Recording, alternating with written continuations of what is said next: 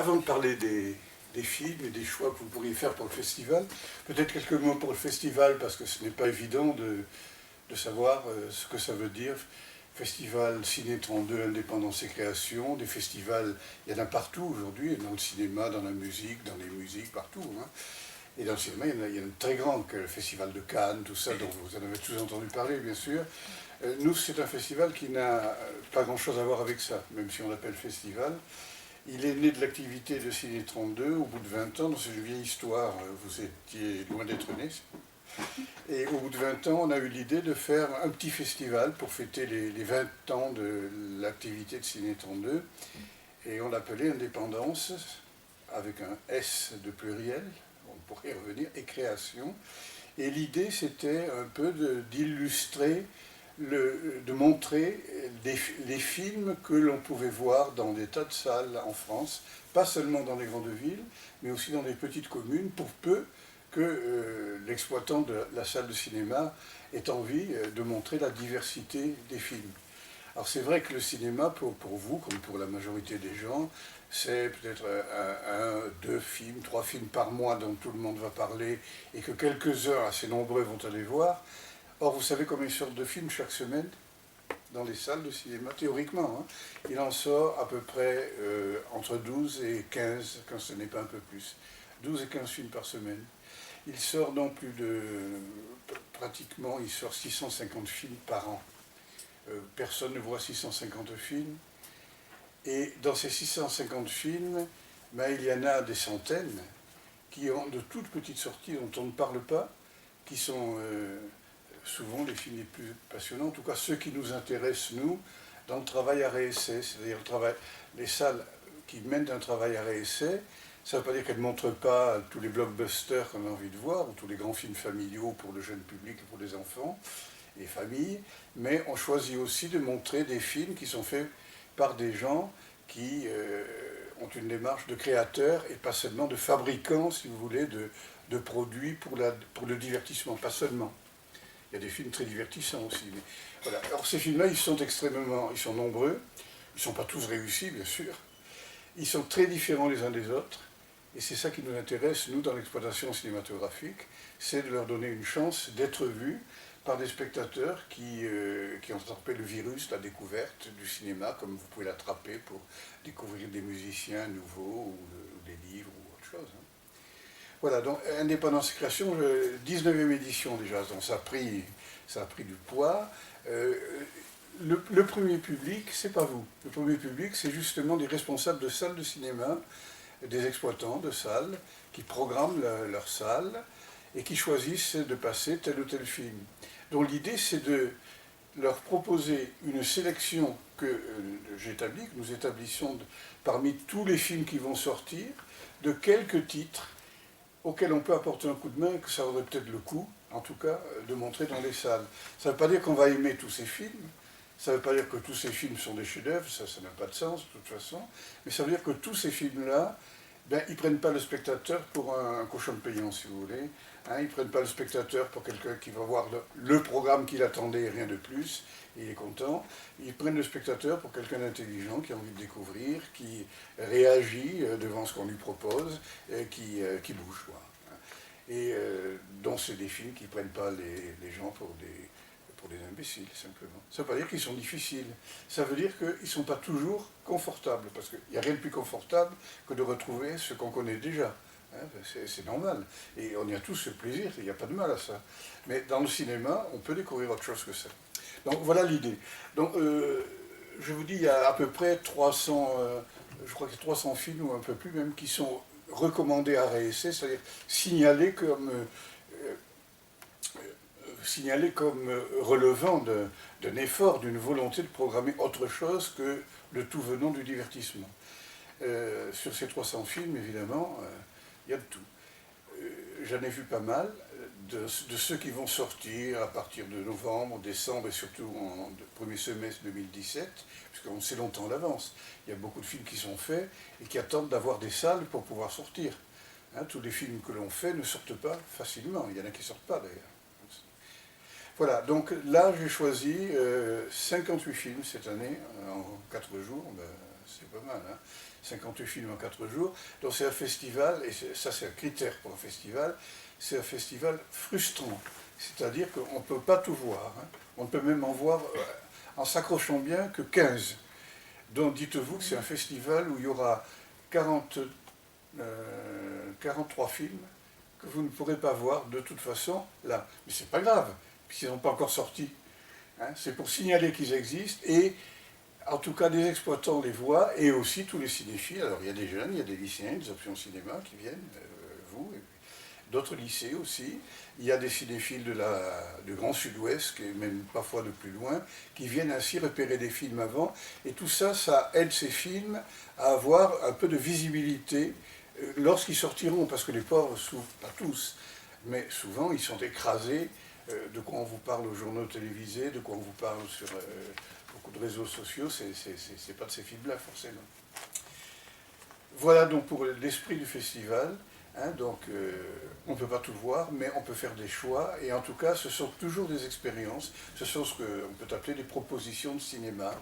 Hein, il y a des films qui vous surprendront, surtout en seconde, sans doute, mais certains ont peut-être déjà vu, qui les ont surpris, et ça, c'est toujours intéressant.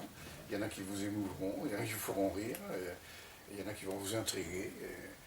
Il y a toutes les réactions possibles, et puis surtout devant ces films-là, chacun d'entre vous aura une réaction qui lui appartient, parce que chacun fait son chemin devant les films, et l'intérêt aussi c'est d'échanger après, bien sûr, pas pour forcément se convaincre, mais pour bien voir à quel point on a des perceptions différentes les uns des autres d'un même objet. Le film, il est important. Et pourtant, on ne voit pas tous les mêmes films, on ne les reçoit pas de la même manière, parce qu'on n'y projette pas non plus les mêmes choses dessus, hein, en fonction de ce qu'on connaît, ce qui intéresse, de ce qui fait peur, de ce qu'on a envie de voir, etc. Voilà, alors ce programme-là, 58 films, alors d'où viennent-ils? C'est vrai que le marché est inondé par la production américaine, et notamment hollywoodienne, enfin, c'est-à-dire les grandes machines industrielles mondialisées. Voilà, on n'en a pas, hein, évidemment. Donc là, vous ne les verrez pas au festival, mais on a des films de tous les pays quand même. Mais enfin, ce qui est majoritaire, c'est les films français, évidemment.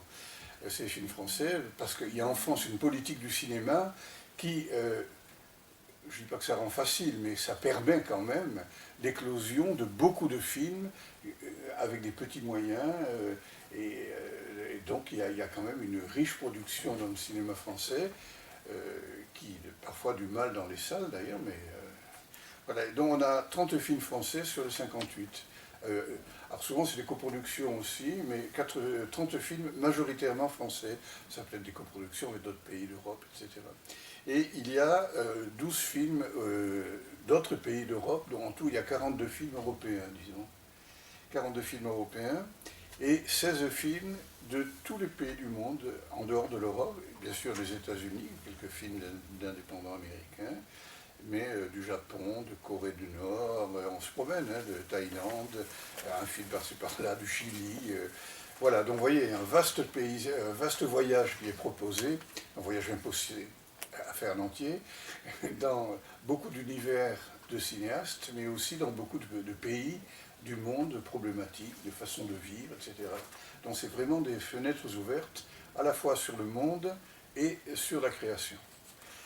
Il y a aussi, ça c'est intéressant et ça vous concerne diablement, c'est pas un festival de musée, c'est-à-dire on ne passe pas que les grands classiques et les grands cinéastes que l'on connaît déjà, qui n'ont pas forcément besoin, pas toujours en tout cas, de nous, de nos salles. Il y a beaucoup de premiers films. Hein, il y a beaucoup de premiers films, puisqu'il y en a 18 quand même, ce qui est énorme par rapport à la production. Il y a 18 premiers films, premiers longs métrages. Hein. Quand je dis premiers films, ça ne veut pas dire qu'ils n'ont pas fait avant des courts métrages ou des moyens métrages ou des trucs pour la télé, mais c'est les premiers longs métrages de fiction ou documentaire. Et il y en a 7 qui sont des seconds films, souvent les plus difficiles à faire et à réussir. Hein, donc vous voyez, on a déjà 25 films, c'est-à-dire près de la moitié, qui sont des premiers ou deuxièmes films, donc on est tourné vers l'avenir là. ça ne veut pas dire que tous y arriveront, mais quelques-uns vont faire un sacré chemin, c'est évident. Et il y en a 6 qui sont les troisièmes films, ce qui, là aussi, est parfois très difficile à atteindre un peu. Donc voilà, 7 et 6, 13, 31, premier, deuxième ou troisième film, c'est-à-dire largement plus de la moitié. Et ce qui est intéressant de voir aussi, c'est qu'il n'y a que 10 films qui sont réalisés par des cinéastes qui ont plus de 10 films, qui ont 10 films ou 10 derrière eux.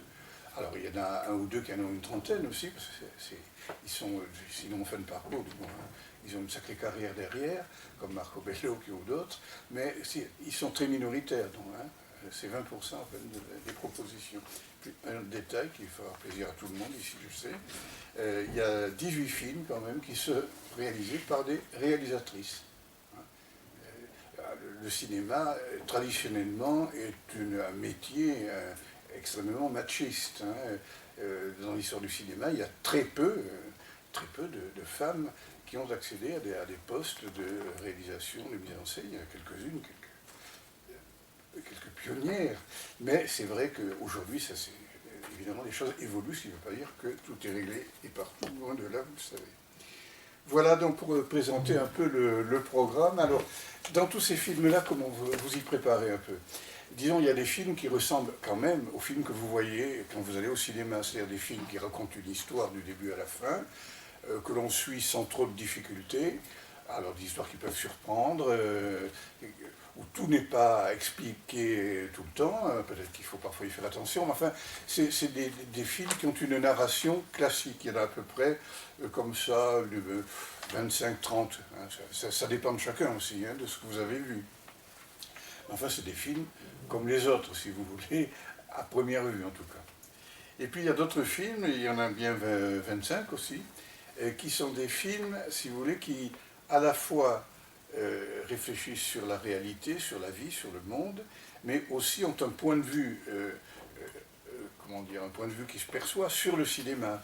C'est-à-dire, ils filment avec une certaine idée de la manière dont ils vont filmer. Je ne dis pas qu'ils se regardent filmer, ce serait péjoratif, mais c'est des films qui ont un point de vue sur l'écriture cinématographique et qui peuvent donc beaucoup dérouter les spectateurs de cinéma classique qui ont l'habitude de suivre une histoire où ils sont portés quand même par des éléments d'information, c'est qui est qui, ce qui se passe, les bons et les méchants, voilà, c'est pas tellement le truc, vous passez l'âge un peu, mais on a des repères dans les films habituels.